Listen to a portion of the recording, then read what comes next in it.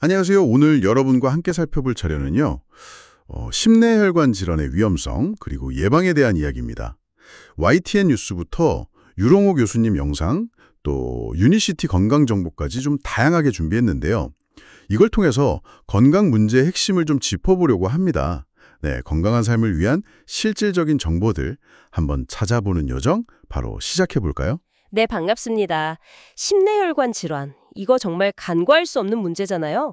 그 2021년 통계만 봐도요. 심장 질환이 우리나라 사망 원인 2위, 뇌혈관 질환 4위, 뭐 이렇더라고요. 아, 순위가 그렇게 높군요. 네, 특히 심근경색은 10년 사이에 발생률이 54%나 늘었고요.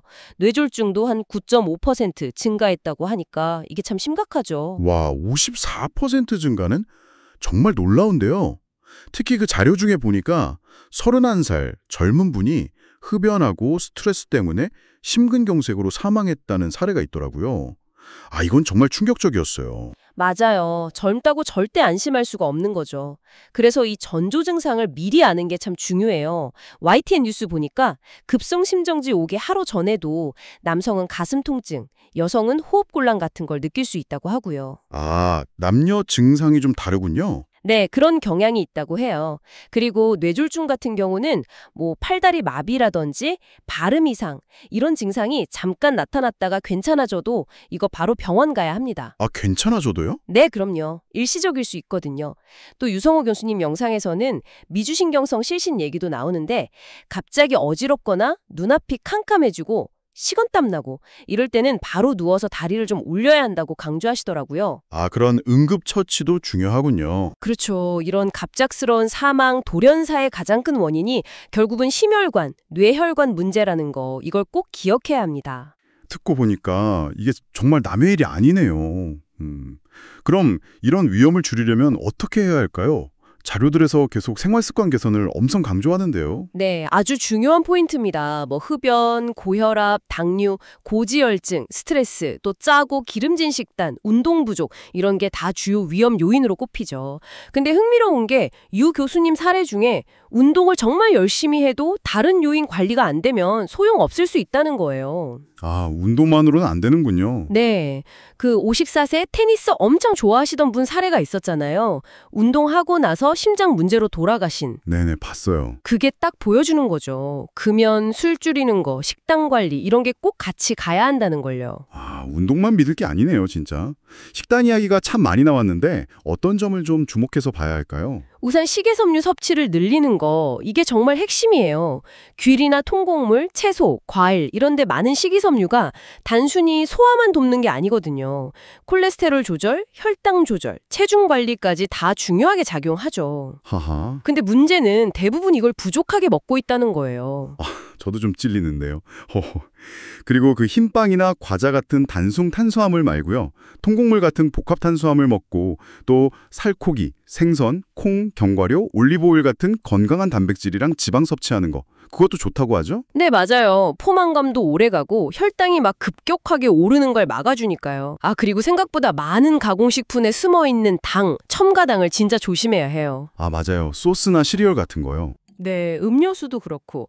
그래서 영양성분표 확인하는 습관, 이거 꼭 필요하고요. 물 충분히 마시고 식사 간격 규칙적으로 유지하는 거. 뭐 예를 들면 간헐적 단식 같은 방법도 혈당 안정에 도움이 될 수 있다고 언급되더라고요. 그렇군요. 네, 물론 잠 잘 자고 스트레스 관리하는 건 뭐 기본 중에 기본이고요. 네. 이렇게 생활 습관 바꾸는 게 중요하긴 한데, 근데 현실적으로 이걸 완벽하게 지키기가 참 어렵잖아요. 그래서 그런지 유니시티 관련 자료들에서는 이런 건강 관리를 좀 도와주는 제품들을 소개하고 있더라고요. 과학 기반 연구나 자체 생산 시설, 이런 걸 강조하는 게 좀 눈에 띄었어요. 네, 맞습니다. 그중에서 바이오스 라이프 C+라는 제품이 좀 자주 언급되는데요. 자료들을 보면 이 제품이 귀리식이섬유 같은 성분들로 콜레스테롤 개선, 그러니까 좋은 HDL은 높이고 나쁜 LDL은 낮추는 거요. 그거랑 식후 혈당 상승 억제에 도움을 줄 수 있다는 기능성을 인정받았다고 해요. 아, 기능성을 인정받은 거군요. 네, 콜레스테롤 흡수나 생성, 배출 이런 거에 관여하는 특허받은 기전이 있다고 설명하고요. 또 미국 의사 처방 참고서인 PDR에 등재된 이력도 소개가 되더라고요. PDR 등재요? 그건 좀 신뢰도가 높아지는 부분이겠네요. 그렇죠. 아무래도. 이 제품이랑 같이 오메가 라이프 3 리졸브, 또 클로로 파워, 이걸 묶어서 C세트라고 부르면서 시너지 효과를 이야기하던데 이건 어떤 건가요? 아, 네.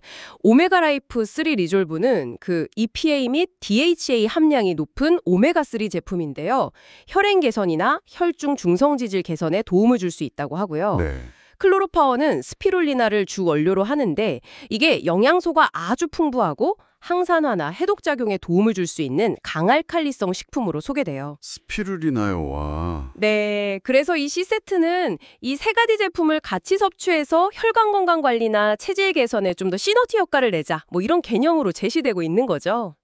예를 들면 바이오스 라이프 C 플러스랑 클로로 파워를 같이 먹으면 담즙 생성에 도움을 줘서 효율을 높일 수 있다. 이런 설명도 있더라고요. 아, 그렇군요. 단순히 하나하나가 아니라 이 조합을 통한 접근 방식이네요.